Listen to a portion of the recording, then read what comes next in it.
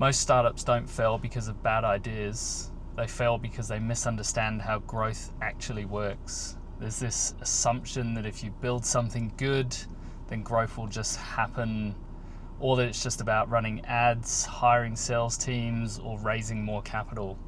But in reality, the best companies follow a very specific progression, and I've seen this play out again and again.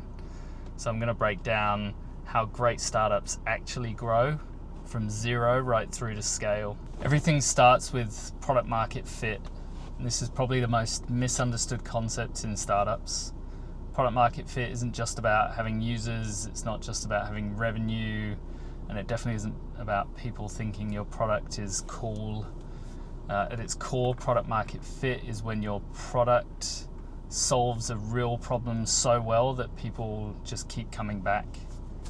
And you'll usually see it in the data before anything else. So you'll see strong retention, low churn, you'll see organic growth starting to kick in.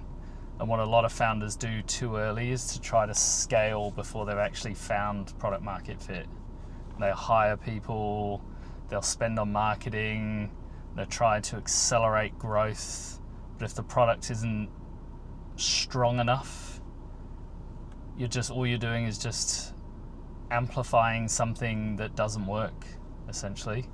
And so the first stage of growth is actually not about growth at all. It's about getting the product right and finding that product market fit. Once you have product market fit, the next step is building a repeatable growth engine. And this is where growth stops being random and starts becoming predictable. A growth engine is essentially a repeatable way of acquiring new customers or users that you can scale over time. And that could be paid acquisition, it could be content and organic channels, it could be partnerships, it could be product-led growth, which is common in a lot of good SaaS companies. But the key is repeatability. You need to get to a point where you can say, if we put X dollars into our growth engine and in effort, then we can reliably generate Y outcome. And what doesn't work is jumping between different channels constantly, chasing what feels like it's working in the moment. The best companies go deep on one or two of these channels and then scale them very aggressively. As soon as you start scaling, unit economics become absolutely critical. This is where metrics like CAC and LTV come in. CAC, just as a reminder, is your cost of acquiring a customer. LTV is the value you'll generate from that customer over time. And the relationship between the two essentially tells you whether your growth is actually sustainable.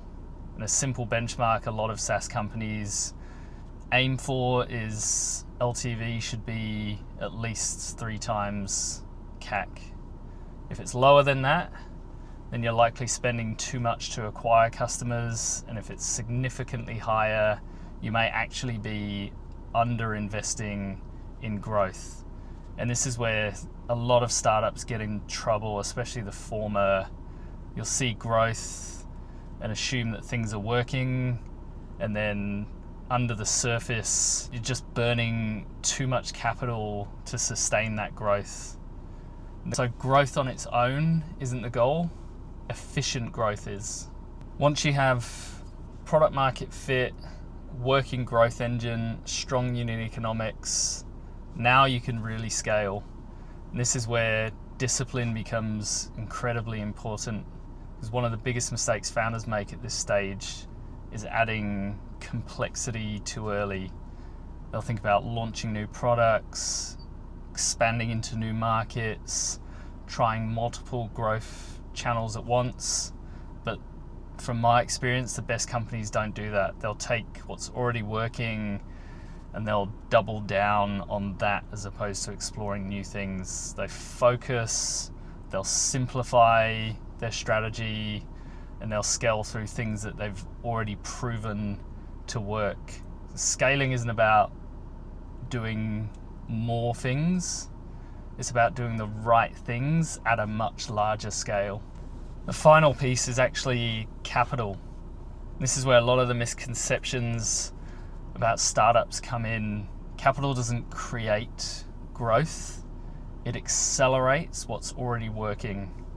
So if you raise capital before you've actually figured out product market fit or nailed your growth engine, then you're just going to burn through it faster. But if you raise at the right time, when you have strong fundamentals, capital becomes a powerful tool. It'll allow you to scale faster, hire ahead of growth rather than before it, and it'll allow you to expand into new markets where your growth engine is working, and you can apply that growth engine into a new market and test out a new market. So fundraising should always ideally follow progress and not try to replace it or be a substitute for it. So if we take a step back, great startups actually tend to follow a very clear progression. 1, get the product right. 2, build the repeatable growth engine. 3, ensure your unit economics stack up. 4, scale what's already working. And 5, use capital to accelerate. And if you skip these steps or you try to do them out of order, that's usually where things start to break down and go wrong. This is also exactly how investors think about your business. They're not just looking at your growth, they're trying to understand how that growth is happening and whether it's sustainable. So if you're already building a startup, getting across these fundamentals will save you a lot of time, capital, and mistakes down the line.